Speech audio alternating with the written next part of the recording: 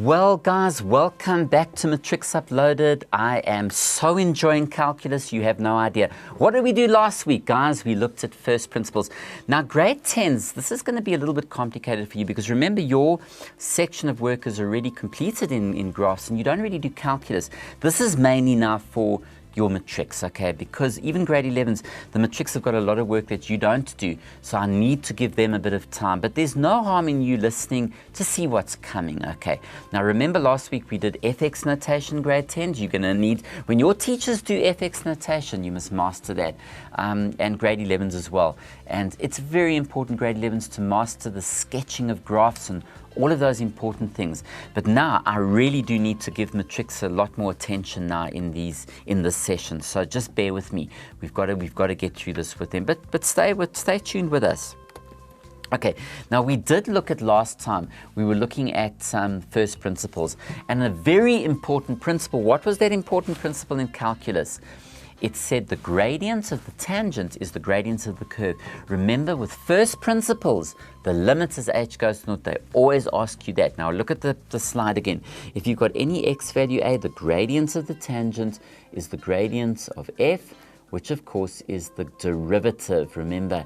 And remember, if that's a, the f of a is the y value. There's the curve, that's the tangent, the line that touches once. The gradient of the tangent is the gradient of the curve, which is f prime a. Okay, and remember, fa means the y value corresponding to x equals to a, and f prime a is the gradient of f of a. And remember also symbols for gradient, what did we have? F prime x, watch out for that, dy over dx and dx, those were the main ones. In other words, where you had slope, derivative, rate of change. These all really mean exactly the same things, okay? So don't stress with this, it's exactly, they all mean rate of change, derivative, slope, gradient, and then the symbols, and we're going to work with these symbols. But now, there's another method. First principles was great, but it's not ideal.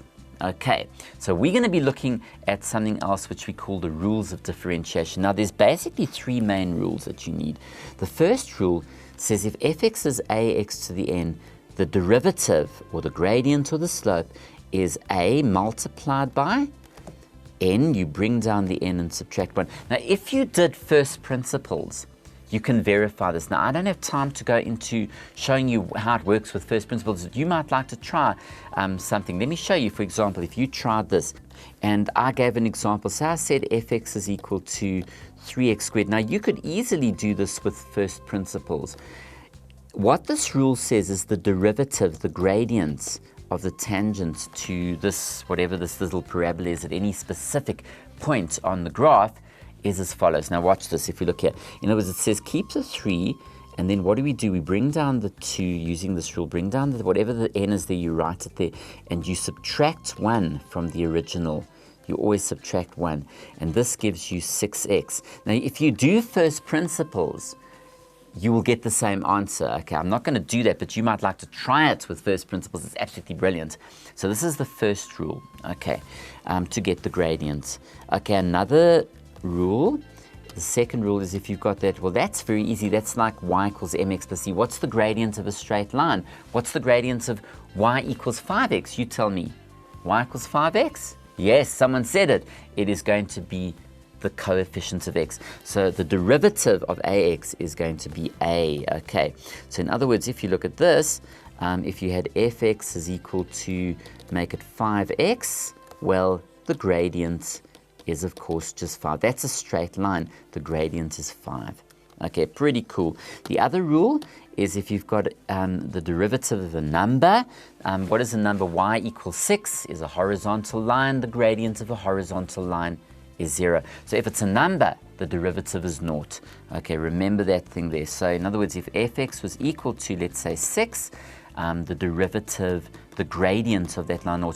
Remember, y equals 6 is a horizontal line. If that's your y-axis and your x, and you've got the line y equals 6 there, the gradient of that line is going to be 0. Okay, good. Okay, let's move on. So if we look at this, let's do some examples. Okay, if I said to you, get the derivative of this, how would we go? Well, very simply put, we're going to use the rules. So we say fx is equal to that, so we say f prime x is equal to, now what does the rule say? Keep the negative 2, bring down that exponent 2, and subtract 1 from the original. And what's the gradient of the number? Is of course 0. So the derivative is then going to be negative 4x. Okay, that's the gradient there. Okay, maybe you'd like to try this one. Okay, let's see if you can do this one before we go to the ad break. Have a look at that one. What do you think that would be? And then what do you think that would be? Okay, have a bash at fx is 3x. And then, don't worry, we'll come back to the 1 over x in a moment. Stay with us for some more rules of differentiation.